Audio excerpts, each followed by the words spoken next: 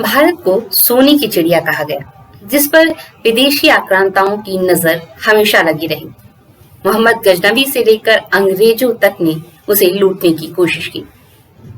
भारत तो आज भी सोने की चिड़िया है और आज भी इस पर बुरी नजर लगी हुई है।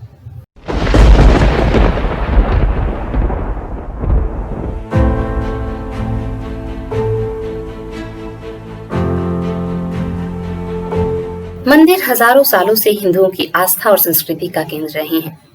लोगों ने न केवल यहाँ भगवान के प्रति आस्था दिखाई, बल्कि मंदिरों से कला और कलाकारों ने ख्याति पाई है।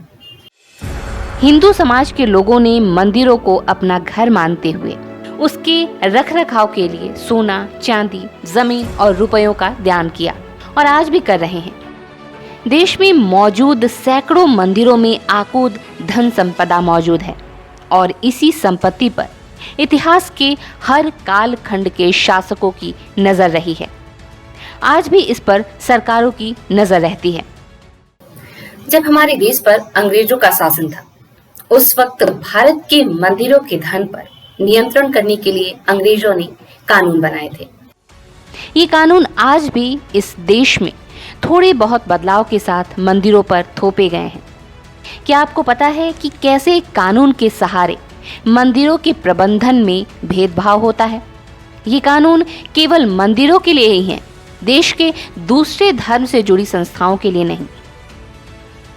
हिंदुओं के किसी भी पूजा स्थल यानी मंदिरों को सरकार नियंत्रण में ले सकती है, लेकिन मस्जिदों या चर्च के साथ ऐसा बिल्कुल भी नहीं है। मंदिरों के चढ़ावे के धन पर सरकार का नियंत्रण होता है, लेकिन मस्जिद या चर्च के साथ ऐसा नहीं है। पूजा स्थलों की संपत्ति सरकार बेच सकती है। मंदिरों की आय पर टैक्स लेती है सरकार, लेकिन मस्जिदों या चर्च के साथ ऐसा नहीं है। हमारे धर्मनिरपेक्ष देश में कानून की आड़ में मंदिर, मस्जिद, चर्च या गुरुद्वारों के प्रबंधन में भेदभाव है।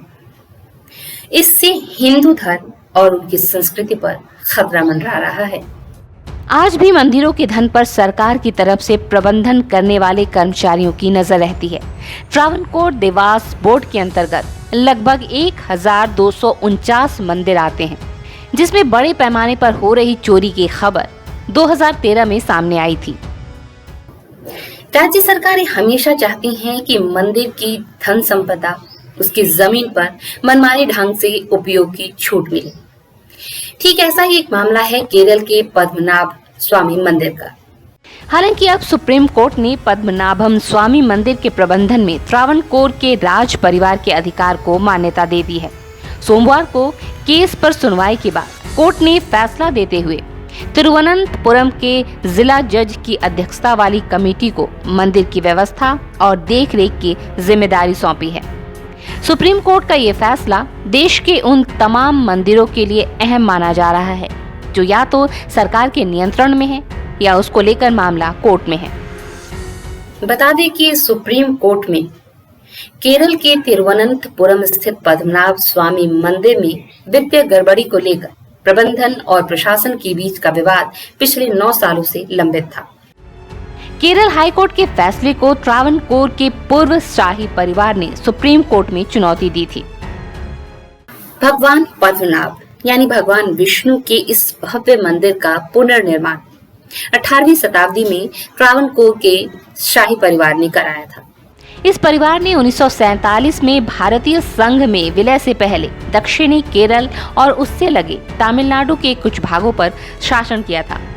स्वतंत्रता के बाद भी मंदिर का संचालन पूर्ववर्ती राज परिवार ही नियंत्रित करता रहा। पद्मनाभ स्वामी मंदिर का मसला तो सुलझ गया, लेकिन बात करें केरल के मंदिरों के पास की संपत्ति की, तो उससे ज्यादा संपत्ति चर्च और मिशनरियों या फिर वक्फ बोर्ड के पास है, लेकिन सरकार उस पर नियंत्रण करने के बारे में सोच भी नहीं सकती।